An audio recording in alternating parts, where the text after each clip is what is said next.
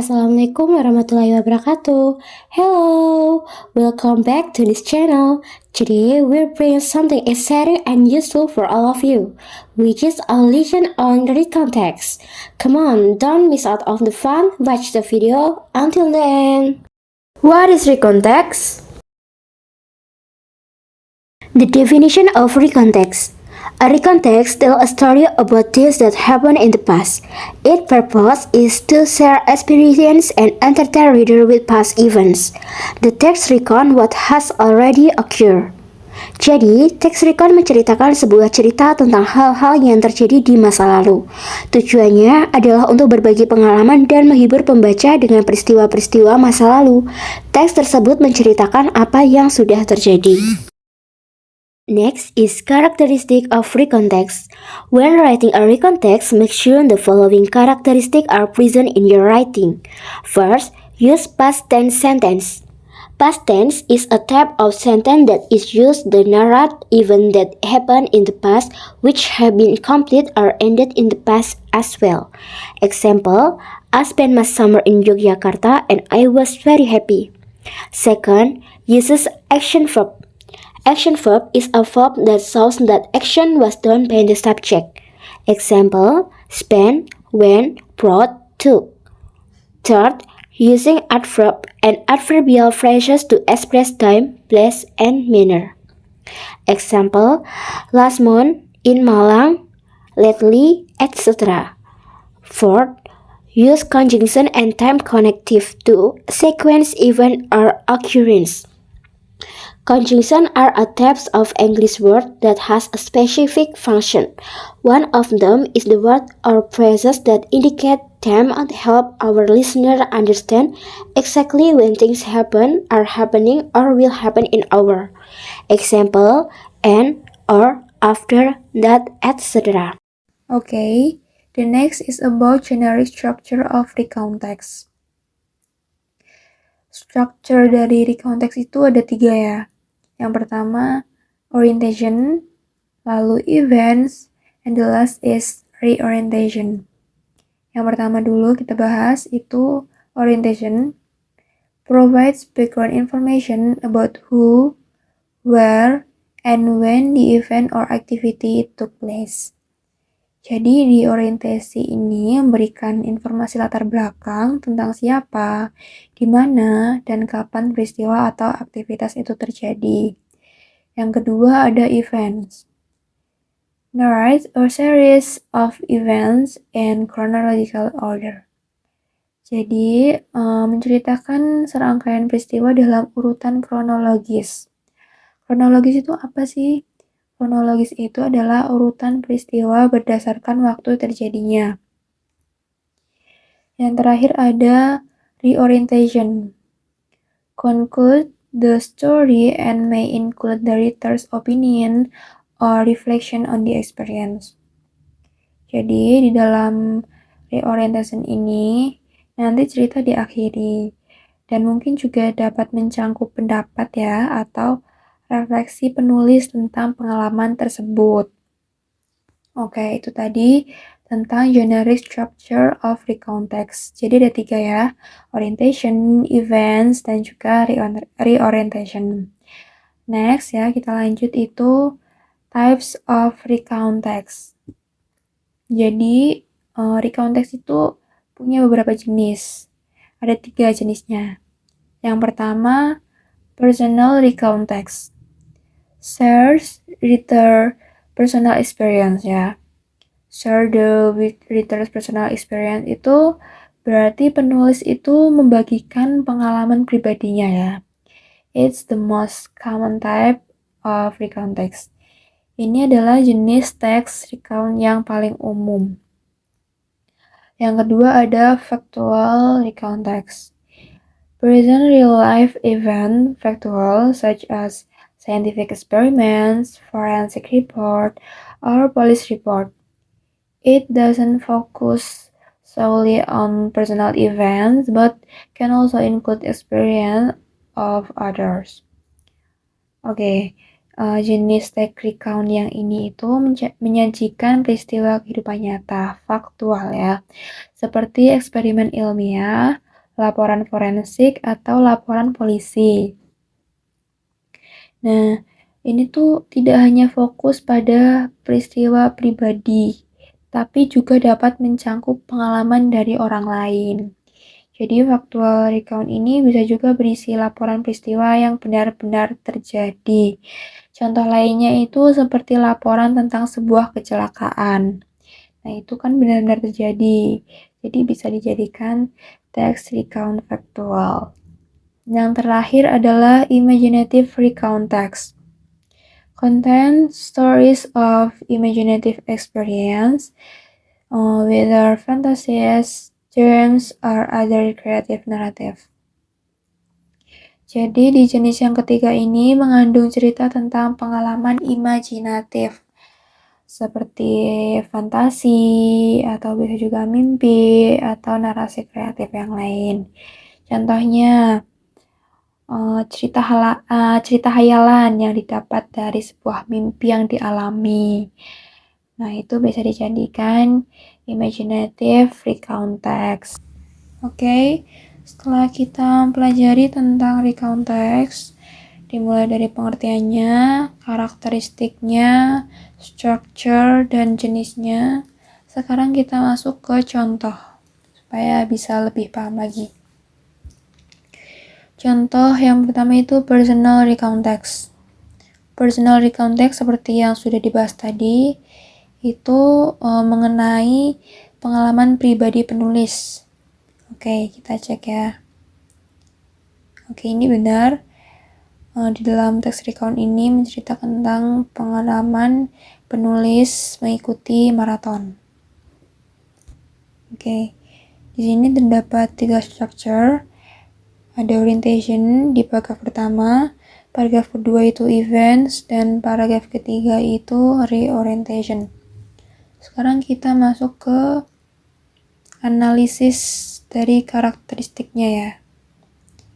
Oh iya, kenapa tadi masuk itu orientation, lalu ada events, dan juga reorientation itu tadi sudah dijelaskan ya di bagian tadi yang penjelasan materi itu. Jadi di setiap paragrafnya itu sudah disajikan tentang latar belakang ceritanya.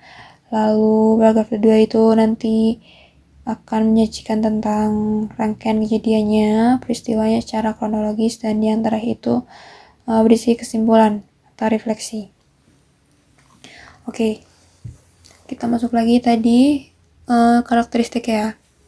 Yang pertama menggunakan kalimat past tense. Oke, di paragraf pertama ini terdapat kata yang menandakan bahwa itu lampau. Ini ya last month, terus penggunaan kata kerja kedua join, ya ini lagi tuh verb 2. Oke, itu juga ada was ya, was. Oke, paragraf kedua juga banyak ya, wake up, lalu ada start yaitu ya verb 2, arrive, dan yang lainnya ada banyak. Lalu yang ketiga ini menggunakan adverb dan adverbial phrase untuk mengungkapkan waktu, tempat, dan cara. Oke, kita lihat lagi. Last month itu juga very early in the morning, ya. Ini mengungkapkan waktu. Lalu ada when I arrive at the venue. Adverbial phrase juga yang menceritakan mengungkapkan waktu. Lalu after some kilometers juga mengungkapkan waktu. Oke. Setelah itu yang terakhir ada menggunakan conjunction ya dan time connective untuk mengurutkan peristiwa. Nah, ini di paragraf kedua dan ketiga. First sama after that. First itu conjunction ya mengurutkan peristiwa. Jadi ini ya, first I wake up, pertama saya bangun pagi tiap harinya. Lalu setelah itu diceritakan lagi urut ya kejadiannya secara kronologis sampai akhirnya finally I finished the marathon. Lalu after that juga ya time connective yang mengurutkan peristiwa. Oke, jadi benar ya dalam teks recount ini sudah memuat 4 karakter. Oke, sekarang kita lihat contoh berikutnya. Ini tentang factual recount. On December 9, 20 and 22, there was a truck accident on the Jakarta Toll Road. Oke, factual recount. Seperti yang sudah dijelaskan tadi ya, itu berisi fakta. Fakta atau bisa juga laporan ya, laporan peristiwa yang benar-benar terjadi. Nah ini teks ya, teks recount teks ini berisi fakta mengenai kecelakaan ya. Dan juga ini sesuai ya strukturnya. Yang pertama ini orientation, mengungkap latar belakang, tempat ya, waktunya, dan siapa ya ini, apa yang lebih tepatnya apa ya, apa yang terjadi, sebuah kecelakaan truk ya. Oke, lalu yang kedua ini, so when trying to brake, the truck fell and overturned on the Jakarta Toll Road. Oke, jadi bener ya. Ini rangkaian peristiwanya seperti ini. So when trying to brake, jadi saat mencoba untuk mengerem itu, truk terjatuh dan terbalik di jalan tol Jakarta. Oke. Ketiga, pihak kepolisian melaporkan bahwa kecelakaan ini tidak menimbulkan korban jiwa, namun menyebabkan kemacetan di jalan tol Jakarta. Nah, ini juga masuk seperti kesimpulan ya. Jadi, nah ini reorientation. Oke. Di sini juga terdapat kalimat yang menyatakan itu sudah lampau ya, tandai dengan kata was. Lalu penggunaan verb 2, cause itu, dan yang lainnya. Oke, jadi sudah benar ya. Di sini juga ada conjunction ini, so. Oke, yang terakhir adalah contoh mengenai imaginative recount text. Oke, seperti yang sudah dijelaskan sebelumnya, jadi imaginative recount text itu mengandung cerita tentang pengalaman imajinatif, apakah fantasi, mimpi, atau narasi kreatif lainnya. Sekarang kita lihat contohnya. Oke, jadi di sini diceritakan bahwa Alex adalah seorang remaja yang gemar membaca kisah-kisah pahlawan super seperti Spider-Man. Lalu, ketika sedang bermain di taman, Alex secara tidak sengaja digigit laba-laba aneh. Nah, sejak saat itu, Alex mulai merasakan perubahan pada tubuhnya. Lalu dia memiliki kekuatan yang luar biasa seperti kemampuan untuk melompat tinggi dan menempel di dinding. Nah, setelah itu dengan kekuatan barunya, Alex memutuskan untuk menggunakannya untuk membantu orang lain. Nah, sekarang kita tahu ya bahwa teks ini termasuk ke dalam imaginative recount text. Karena teks ini menceritakan tentang hayalan dari Alex. Oke. Sekarang kita lihat paragraf pertama. Di sini menceritakan tentang latar belakang ya. Siapa ada di mana. Alex dan di kota kecil tempat tinggalnya. Berarti paragraf 1 itu termasuk ke dalam orientation. Selanjutnya, paragraf kedua, di sini terjadi kejadian ya yang diceritakan secara kronologis. Berarti dia termasuk dalam events. Dan yang terakhir, paragraf ketiga, itu berisi kesimpulan. Ini ya, dengan kekuatan barunya, Alex memutuskan untuk menggunakan kekuatannya untuk membantu orang lain. Oke. Jadi itu Untuk paragraf ketiga berupa kesimpulan ya dari Alex ya setelah dia mempunyai kekuatan supernya. Jadi termasuk reorientation. Oke. Untuk karakteristiknya ya, di sini juga menggunakan kata kerja kedua, live, love, ya, yang diakhiri dengan id. Oke, selanjutnya juga terdapat with ya. Ini. Oke, berarti sama seperti analisis sebelumnya, ini termasuk dalam recount text, imaginative recount text lebih tepatnya. Oke, selanjutnya latihan soal ya. Berikut untuk bacaan dan latihan soalnya. Bacaan berjudul A Trip to the Zoo. Yesterday, my family and I went to the zoo to see the elephant.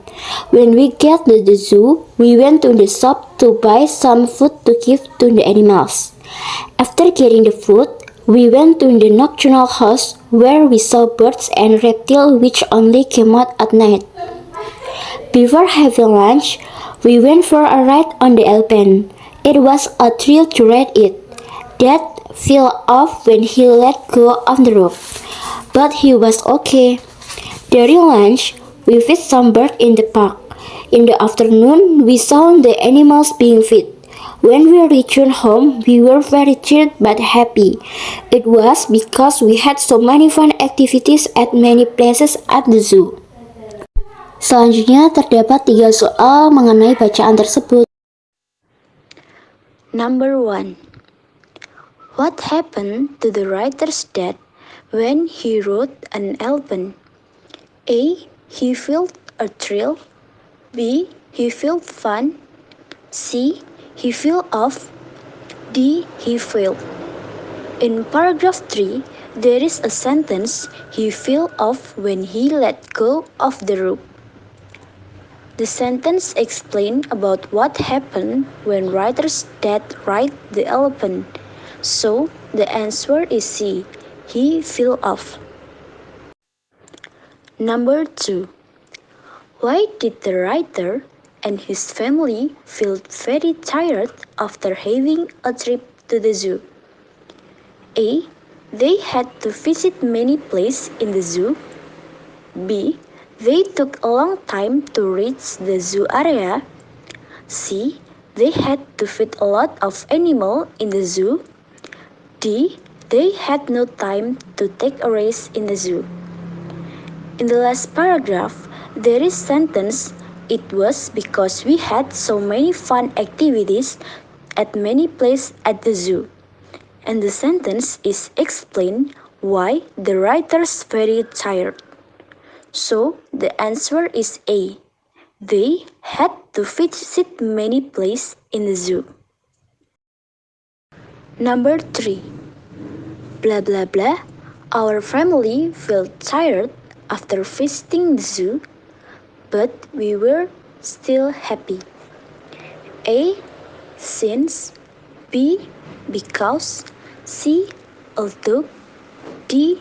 Nevertheless. The sentence is about comparative sentence. It is mean that the sentence have different statement.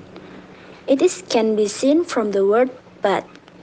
This is explain different statement. So the answer is C. Although.